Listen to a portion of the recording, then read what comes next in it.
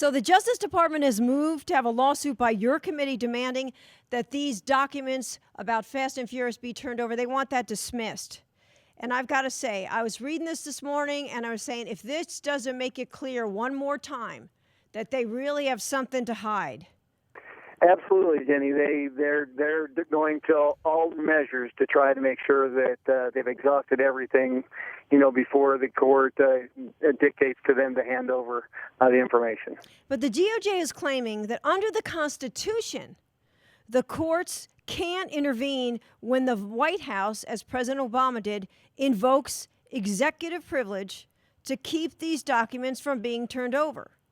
And I know Congressman Issa just put out a release, and he says the department is trying to advance arguments already rejected by the federal judiciary. Your take on all of this? Absolutely the same way. The president has said he's not been involved, and there's no way that he has the ability to give executive privilege over these documents. And you're exactly right. We've been saying it all along that there's something there to hide. I've stated ever since April of 2009 when the Attorney General spoke in Mexico City. He's orchestrating this, and it comes back to haunt him. He's responsible for it. And even if you look at the Inspector General's report, Jenny, even they lambast the DOJ for not having good oversight and the reckless behavior in which they put people in this country and in Mexico in harm's way. You're right. And the Inspector General, as you said, when he testified, he said that those documents that he and his staff reviewed during their investigation would also be relevant to your Congress to review, to your committee to review, and that all this stonewalling was unfounded and unnecessary. Absolutely. And this is the whole case, is the Inspector General got to see over 100,000 pages, in which I contend, and in looking back at all the pages we got, roughly about 2,600 pages, because of the duplicity and severely redacted areas. He had to see 100,000 pages and 130 different witnesses, and those are the purview of the legislative branch of oversight to keep in check our judiciary and our executive branch. There is something there. Otherwise, they would have turned these over. And don't you think this should concern every American? I mean, this is a president who has already said the Constitution gets in his way, and here you have again them just thumbing their nose at the Constitution and the powers of the balance of power in government.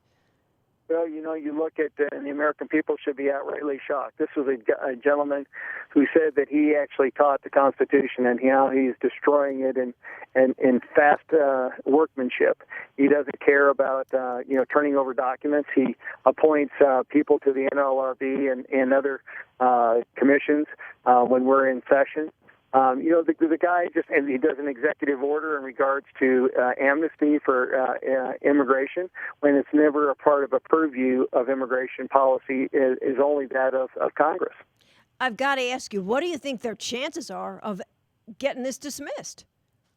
I just don't think it is. But what it does tell me is typically in lawsuit and juggling, typically people on the fence will file this when they feel like some kind of ruling is coming down. So maybe we are getting close to getting some kind of being able to have this brought into the court system to remedy the situation and make sure that we get the information. Yeah, it'll be interesting to see how this proceeds. But before I let you go, another presidential debate tonight. And, I mean, talk about timing. You've got Hillary Clinton coming out one day before this debate. She gives a set of interviews to the network reporters saying she's going to take full responsibility for this lapse in security before the attack in Benghazi. So does that mean the story's over, that gives the president a pass? I don't think so. What do you think? Absolutely not. This is a president that surely orchestrated the Ambassador Rice, and then his presentation at the United Nations apologizing for a video. Absolutely ludicrous. I'm like so many people out here in America that are so tired of the president apologizing for something that we're not responsible to do and leading from behind. It's about time to look at the exceptionalism of America and lead in a different manner. This is not going to go over well, and it's not going to give him go past go collect $200 and don't go to jail. It'll sure be interesting if he gets asked tonight to see how he spins it. But, here you got the administration, talking about how this is Mitt Romney playing politics with this issue. Isn't that exactly what this White House is doing? Oh, that's exactly right. And explain that, to the ambassador and to the other three that lost their lives in this. And it was totally preventable. In our hearings that we had, Jenny, it's ludicrous. They, Lamb,